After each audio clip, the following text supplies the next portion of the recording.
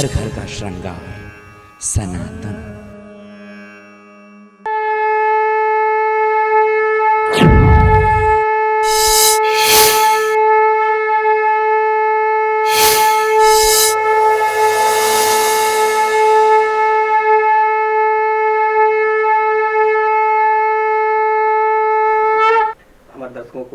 मैं अपनी बात को वहीं ले जा रहा था कि बोल अब कहाँ इस्तेमाल होते हैं।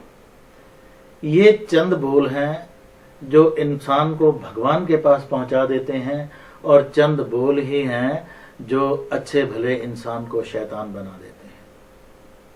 हम देखें किस तरह का साहित्य हम पढ़ते हैं, किस तरह के गीतों को सुनते हैं, किस तरह के गीतों को हम गाते हैं। कोई भगवान के भजन गाता है, निश्चय ही ध्यान भगवान की ओर जाता है।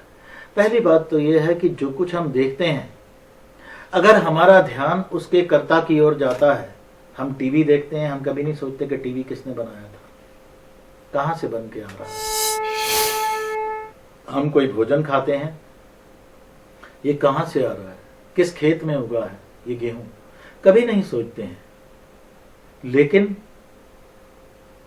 हम किसी को याद करते हैं तो वो बात कहां जा रही है। जब हम किसी को देखते हैं तो उसमें अगर हमें उस कर्ता का दर्शन हो जाए तो हमारा भजन सफल है। भजन केवल गाने की ही जो प्रोसेस है वो नहीं है। भजन को गाने से और श्रवण करने से मात्र एक शौक पैदा होता है। जिस प्रकार हम जिस तरह की कहानी, जिस तरह का प्रसंग सुनेंगे, हमारा मन का, हमारे विचारों का भाव उस तरफ जाने लगता है। सपोज किसी पहलवान की गाथा सुने, मुझे याद आता है दारा सिंह जी की बातें हम सुना करते थे, तो हमने वर्जिश करनी शुरू कर दी कि हम भी पहलवान होंगे।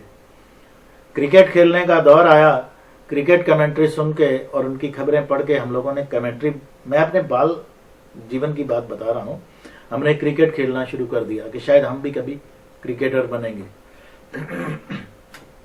किसी पेंटर के पास कुछ दिन बैठते हैं तो हमारी इच्छा होती है काश कि मैं भी ऐसी पेंटिंग बनाऊं।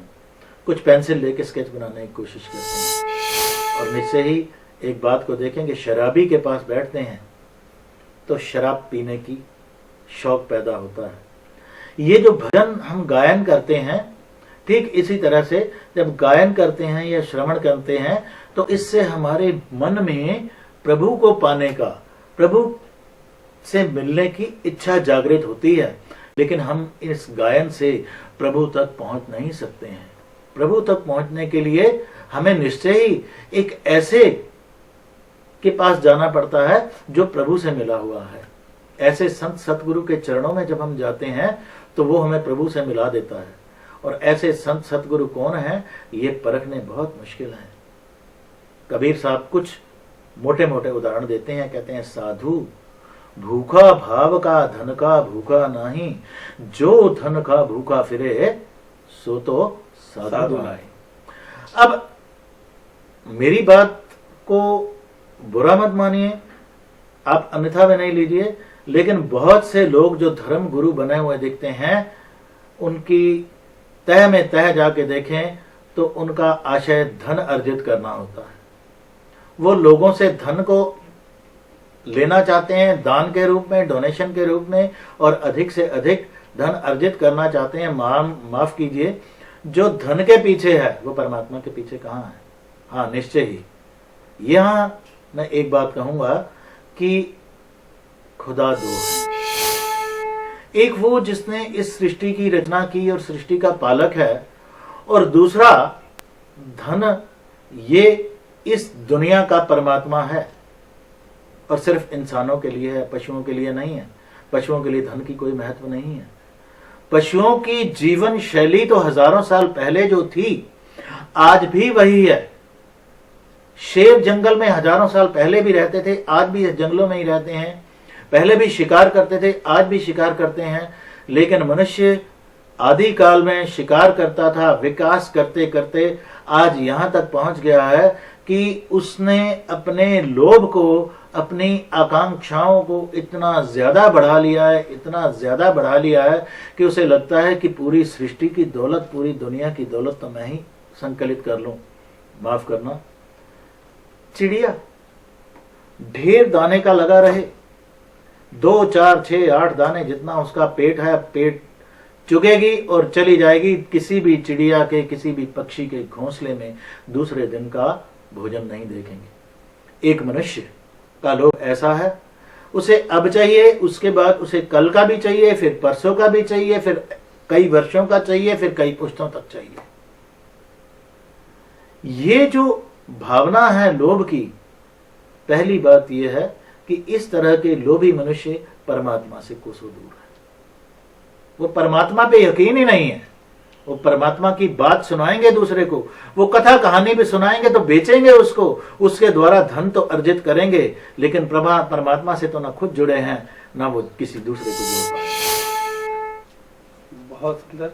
दूसरा, चुप घड़ी की सुइयां विदा लेने के लिए इशारा कर रही हैं, तो विदा लेने से पहले मैं दर्शकों को एक जानकारी ये दे देता हूँ।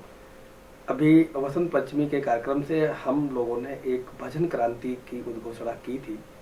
उसी क्रम में ये कार्यक्रम आप देख रहे हैं, और ये कार्यक्रम आज का, अगर आपने उसके मूल तत्व को अगर समझा कि हम क्या आपको जताना या बताना इस कार्यक्रम के माध्यम से या इस कौन बनेगा भजन सम्राट की अनूठी प्रतियोगिता के माध्यम से कर रहे हैं, तो निश्चित तौर से आपको यहाँ से एक खुशबू कह लीजिए, या एक सुगंध कह लीजिए, या एक वो आहट कह लीजिए, आपको निश्चित तौर से आपके दिलों पर पहुंच रही होगी कि भजन क्रांति का जो एक सूत्रपात यहाँ से सनातन टीवी के माध्यम से इस कौन बनेगा भजन सम्राट ने किया है, संभवतः आप समझ पाएंगे कि हम भजन केवल गले से जो सुर और राग की बात है वहीं तक भजन की बात नहीं कर रहे हैं।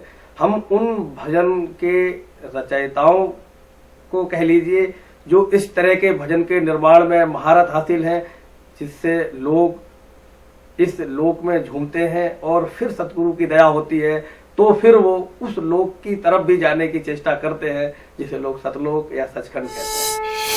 तो कुछ संदेश आप अपनी बात को विराम देते हुए कहना चाहें? बस यही कह रहा हूं कि ये जो प्रोग्राम भजन सम्राट वाला आप बना रहे हैं, ये आपका प्रोग्राम सफल हो, और मैं चाहता हूं कि आज का युवा पीढ़ी जो विकृत संगीत को सुन रहा है और भद्दे गीतों को सुन रहा है, परमात्मा उनके दिलों पे दया करे, उनकी रुचि जो है भजनों को सुनने और भजनों को गायन करने में लगे, ताकि उनके हृदय में प्रभु के लिए शौक पैदा हो, और जिस हृदय में प्रभु के लिए शौक पैदा होगा उसमें सबसे पहले दया पैदा होगी और दूसरों के लिए प्रेम पैदा होगा, जिससे कि हमारा देश जो है सारा का सारा प्रेममय हो जाएगा। और इसके साथ में एक चीज और जोड़ना चाहूंगा कि प्रेम वो रसायन है जिसकी चुटकी एक परिवार में डाल दो तो परिवार खुशहाल हो जाएगा, उसकी चुटकी एक समाज में डाल दो पूरे समाज खुशहाल हो जाएगा, उसकी चुटकी किसी देश में आ जाए, पूरे हर नागरिक के मन में आ जाए तो पूरा देश का देश खुशहाल हो जाएगा। और अगर ये प्रेम इस धरा पे, इस पृथ्वी पे हर हृदय में वास करे, तो आज जितना करोड़ों अरबों खरबों रुपया डिफेंस के लिए और तोपें बनाने के लिए और युद्ध की इंस्ट्रूमेंट्स के लिए इस्तेमाल होता है, वो नहीं होगा, वो सारा का सारा मनुष्य की भलाई के लिए इस्तेमाल होगा। बहुत बहुत शुक्रिया। दर्शकों, अभी आप विचार सुन रहे थे हमारे गुरुजी, हमारे इस रूहानी सफर के प्रथम मार्गदर्शक, जो मुझे साइंस ऑफ स्पिरिचुअलिटी की पाठशाला तक लेकर जाती है, जहां से जो व्यवहारिक पीएचडी, कई बार मैंने पीएचडी शब्द इस्तेमाल किया है, अगर आप लोगों को ध्यान हो तो व्यवहारिक स्तर पर उस भजन की पाठशाला की जो पीएचडी मैंने आपके मार्गदर्शन में की है, उसी के फलस्वरूप ये कौन बनेगा भजन सम्राट कार्यक्रम आप देख रहे हैं। और आप साइंस ऑफ स्पिरिचुअलिटी को किस तरीके से संत मत में ढाल करके इस विधा को आगे बढ़ा रहे हैं आपने देखा, और उस विधा को मैंने आत्मसात किया हुआ है। इस बात को कहने में मुझे कतई ये नहीं लग रहा है कि मैं जो आपको बताना चाह रहा हूं कि आप इसको जाने या ना जाने, लेकिन फिर भी एक मन में भाव था कि आपको ये पता रहना चाहिए कि जो इस कार्यक्रम के जड़ में या इस कार्यक्रम के मूल अवधारणा में जो लोग हैं उनका अपना व्यक्तिगत जीवन क्या है। तो इसी के साथ आप लोगों से विदा लेना चाहेंगे। फिर कल मुलाकात होगी इसी समय इसी चैनल पर। देखते रहिए सनातन टीवी और जुड़े रहिए चर्चा कौन बनेगा भजन सम्राट के निर्माण से। देखते रहिए द टैलेंट ऑफ इंडिया और सनातन टीवी। जय श्री राम, ओम सनातन।